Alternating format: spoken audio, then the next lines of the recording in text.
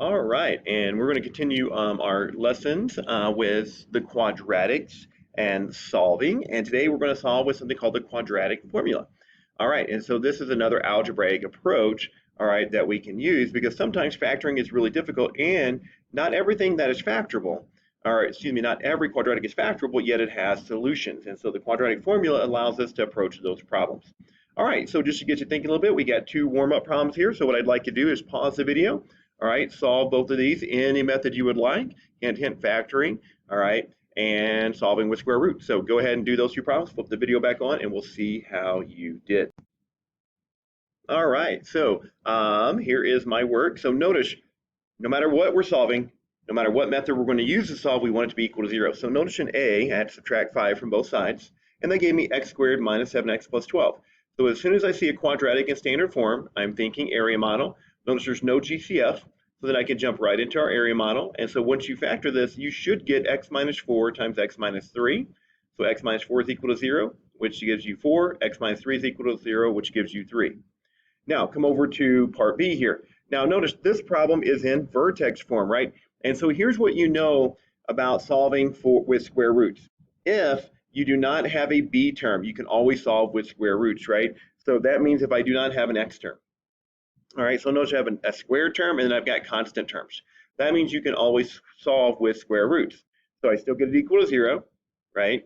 And then, all right, 200 minus 200 is 0, so 8n squared equals 200. Divide by 8 gives me 25, and then what number times itself gives you 25?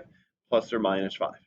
Okay, so now let's shift gears a little bit. So that's factoring, that's solving with square roots. Now here's the third kind of algebraic method, analytic method you can use to solve quadratics, and that is the quadratic formula.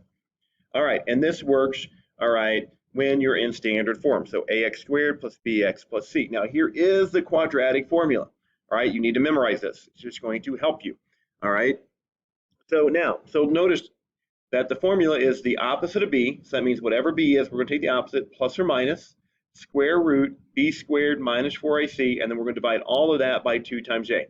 Now, once again, we should know from all the work that we've done this year that we're expecting 2 solutions when we solve a quadratic. All right, and so that's why we have the plus or minus, just like we get the plus or minus right here. All right, and then notice even when we're factoring, we get 2 different solutions. So we should be expecting 2 solutions. Okay, so when do we use the quadratic formula?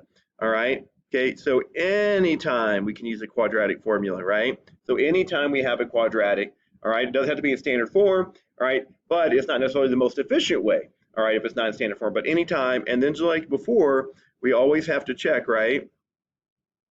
All right, is it equal to 0 before we begin? All right, so just like everything else, if we're solving, it has to be equal to 0. All right, okay, so what do the solutions represent? All right, and we've talked about that before, right? So once again, those are the x-intercepts, right?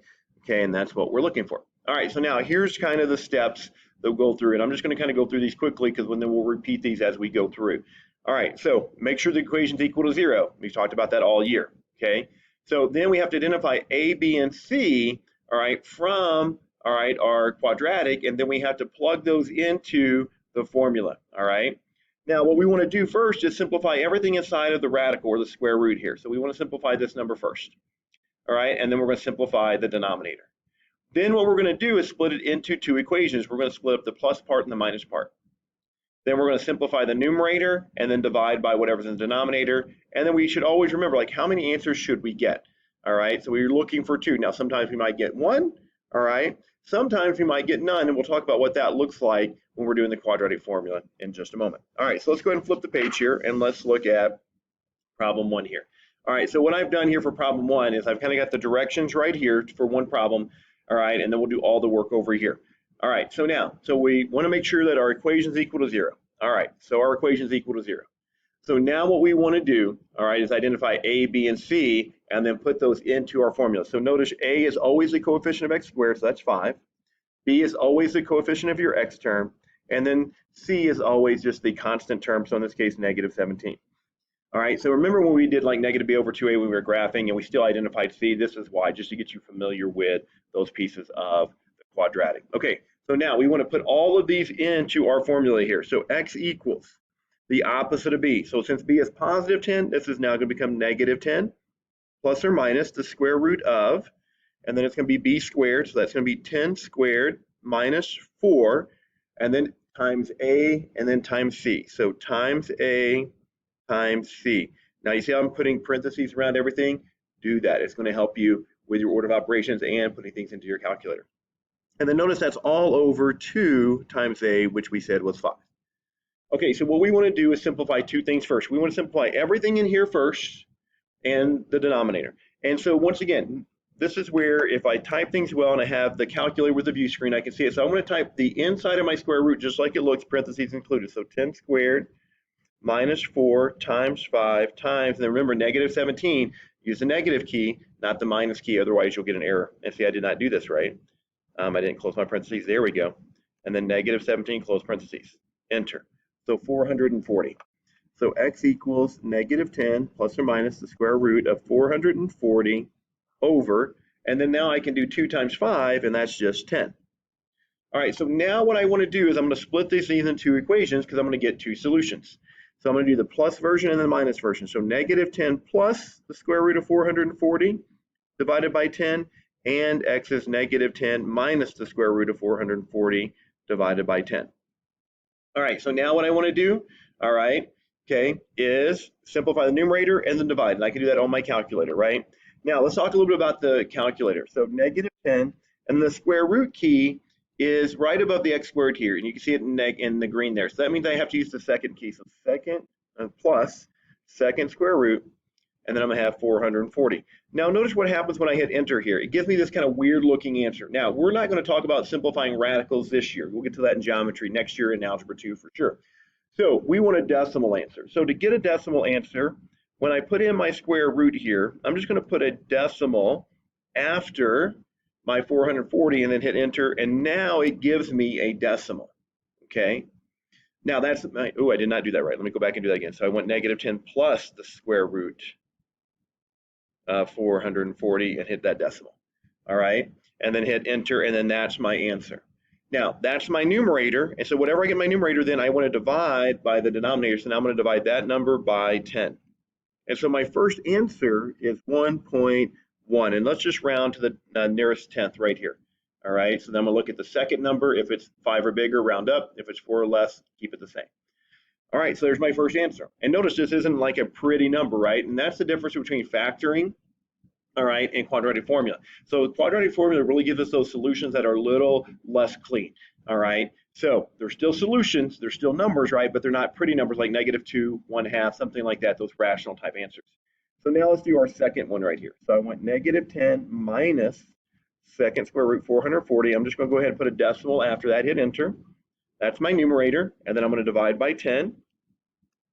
And then there's my second answer. So that's -3.1. And so there are my solutions. All right. And so you can see that the quadratic formula really isn't terrible. All right. But it is detail oriented. So you have to pay attention to signs, right? Order of operations. All right. Okay. All those types of things. All right. So let's look at problem 2. Now notice the directions aren't here. So, all right. But we know what we need to do. All right. So first thing, we always want it to be equal to 0. So let's get this equal to 0 by subtracting 2x, by adding 6 and adding 6. All right. So that gives me 9x squared plus 5x minus 9 is equal to 0. All right, so now we want to identify all the pieces here. So A is 9, B is 5, and C is -9. All right, so now we want to take all of that and put it into our quadratic formula. Okay, all right, so now, all right, you can't see this in my video, but we'll look at this. So x equals, right, the opposite of b, so this is going to become a -5 plus or minus the square root of b squared minus 4 times a times c all over 2 times a. All right, so there's my quadratic formula. Now, once again, we want to simplify inside that radical, so -5 plus or minus. All right, so I'm going to do 5 squared minus 4 times 9 times -9. I get 349. All right, so square root 349 over, and then I get 18.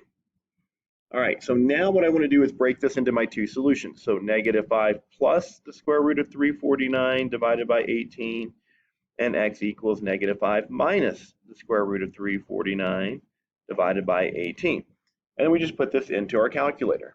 All right, so negative 5 plus the square root of 349. And once again, I'm just going to put a decimal after that to make sure I get a decimal answer.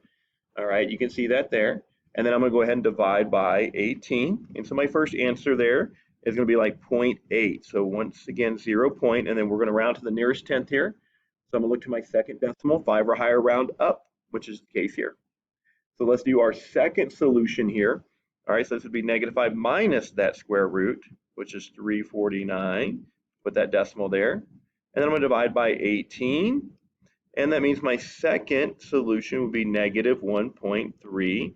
All right, so notice this is less than 4 or 4 or less, and I'm going to keep it the same. All right, let's see if we can get through one or two more examples here. So let's look at problem 3. So once again, just like everything else we've done this year, we want it to be equal to 0. So I'm going to add 5x. I'm going to add 5x. I'm going to add 1. I'm going to add 1. All right, so 4x squared minus 2x plus 6 is equal to 0. All right, so that means A is 4, B is negative 2, and C is 6.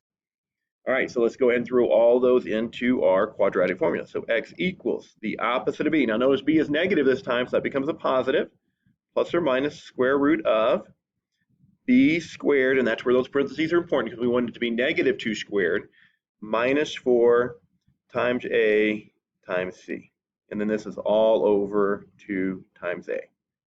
All right, and that's a parenthesis, not a 1. There we go. All right, so simplify inside that radical, that square root first. All right, so let's do that. So parentheses negative 2 squared, and those parentheses are important because if you don't do that, if you just do negative 2 squared on your calculator, it's going to say negative 4 instead of positive 4. It's going to throw off your answer. All right, there we go. So square root of negative 92, and then I got 8 in my denominator. All right, so now let's split this apart. So x equals 2 plus or minus the square root of negative 92 divided by 8. X equals 2 minus the square root of negative 92 over 8. All right, so now let's put this into our calculator. Okay, so 2 plus second square root negative 92, and I'll put a decimal to get that. And notice what it does here. All right, it says error. All right, hopefully this means something to you. It triggers something. All right, and this means that we're going to have a no solution, and we should understand this. We cannot take the square root of a negative number. All right, we've talked about that several times this year. All right, so anytime you end up with a negative number inside of your square root here, that's telling you it's no solution. So we don't need to do any more of the problem. That is it, and that is your introduction to the quadratic formula. So once again, all right, if you have any questions, anything that doesn't make sense to you, make sure you highlight those, write those questions down, bring those to class, and we will get to them then. All right, see ya.